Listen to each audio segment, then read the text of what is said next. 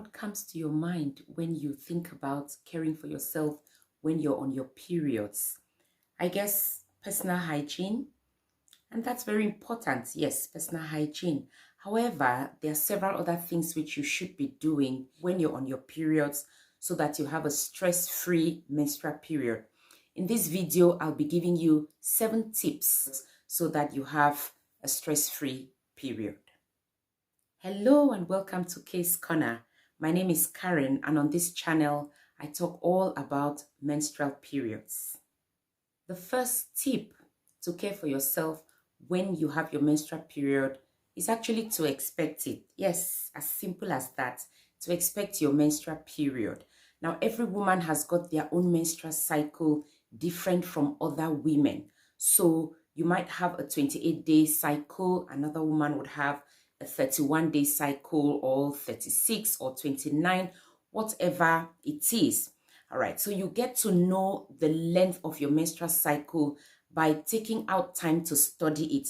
So each month when you have your menstrual cycle, especially for those who are actually just starting, every month when you have your menstrual period, you want to have like a little diary or a little calendar where you jot down when it started and when it finished. So over the period of time, you get to see how many days it takes from the starting of one period to the starting of the other period. So first day of one period to first day of the next period.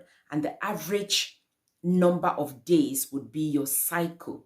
So that means that if you have, say, a 29-day cycle and you had your period, the first day of your period was, say, 1st of February, you should be expecting that by the 29th of February. About that, for some women, it's exactly that date. For some other women, it's around that date. You know, you're going to have your menstrual period. So you want to expect it. And the reason why you want to expect it is so that you can plan certain things around your menstrual period. For example, if you're planning your wedding, you want to plan it around your menstrual period so that you know whether you'd have to be leaving that occasion to go change your pad if it falls on that day, or you want to completely avoid that day. Another reason is so that you get your supplies ready.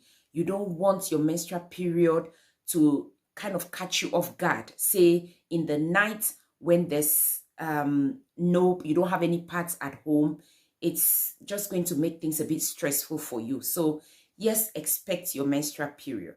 My second tip is that you need to get your supplies ready. I think I already mentioned that. So get your supplies ready. And everybody has got their own things which they use, at least to catch the blood, right? Some people use pads, others use the tampon, others use the menstrual cup. But irrespective of what you're using, you just want to be sure that you have them handy. So I have, for example, I've got the pad here, and this one is the disposable one. There's also the reusable one, which comes in different sizes and different types. There's one like that. You know, you just want to be sure that whatever you're using is handy. There are some other things which you would need. I'm not going to show you all of them in this video because I've made another video just explaining in details everything that you need when you have your periods. But another thing, for example, I have here a roll of nappy bags. You may also need, say, a hand sanitizer. That's the one that I use. All right. And just many other things, which, like I said, I'm not going to list it. If you are a student, for example, you want to just get, say, a small bag and put those things in them. If you're going to school and you're on your period because you might need them, or if you're working, you just want to put a few in your bag as you go to work. But then if your period is, you know, just when probably you're not working, you're at home, you also want to get those things at home. You just want to be sure that, all right, my period is starting. I have pads, I have my tampons, I have my menstrual cup, I have my hand sanitizer. They are all there. My third tip, and honestly, this third tip, I cannot talk about it enough, is about making sure that during your menstrual periods, you're putting on comfortable clothes and comfortable shoes. Honestly, during your periods, you have some kind of discomfort already. You might be dealing with menstrual cramps. You might be tired or you have headaches. You just don't want to add the stress of having some tight fitting clothes or some shoes that are, they're not comfortable. It's just going to make things uncomfortable for you. So make sure the clothes which you're putting on are comfortable so that you just don't have to deal with that extra stress. And sometimes you might want to think about the colors of the clothes. Some women are very comfortable with bright colored clothes when they're on their periods, while others would want to go with darker colors. It's up to you what you want, but just make sure that it's comfortable for you. You're not feeling any discomfort, because the menstrual period itself could be stressful for you, and so you don't want any added stress to it. Tip number 4 is personal hygiene. Yes, we're getting there. Personal hygiene. Now, personal hygiene is just the thing of the day, really, when you have your menstrual periods. I'm talking about that. First will be about changing your pads. All right.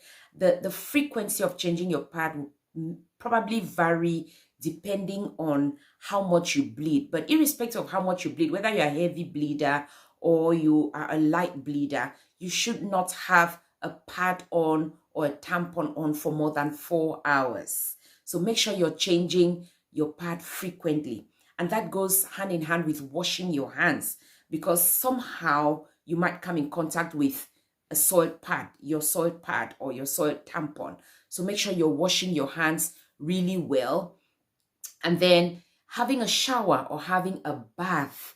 All right, I recommend having a shower or a bath twice a day when you're having your period. Keep yourself clean.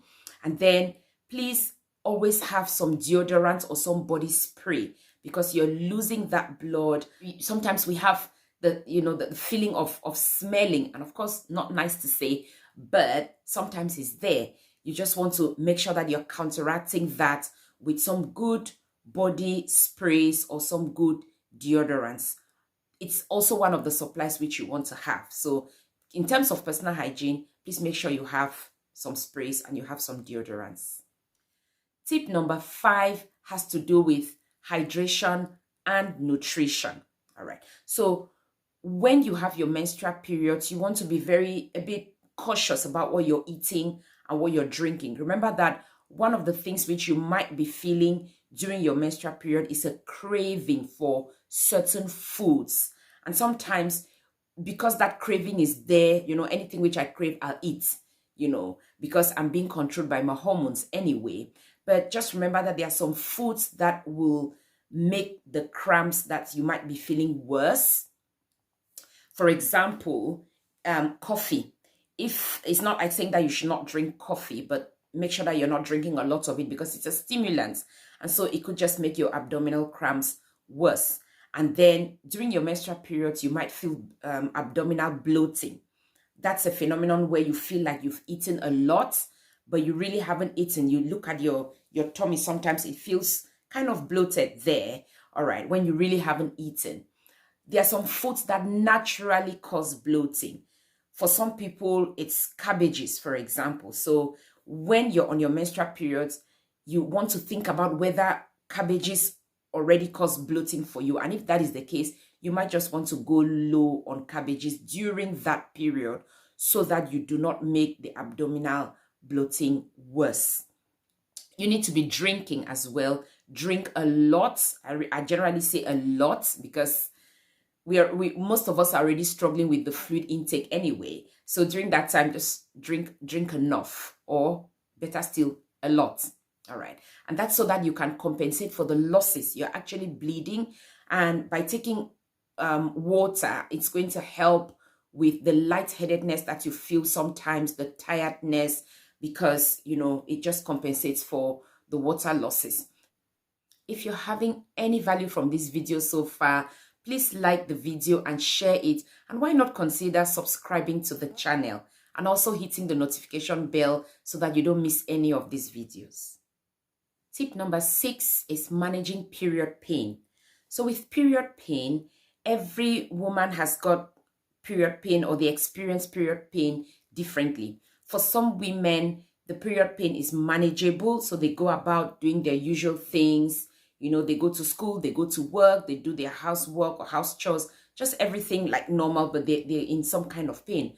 For some women, it's kind of unbearable and they just cannot do anything. In this case, you might need to see the doctor. However, even for the mild ones, I mean, nobody wants to really just be in any kind of discomfort. So there are few things which you can do. One of them is to take over-the-counter pain medication. It would help.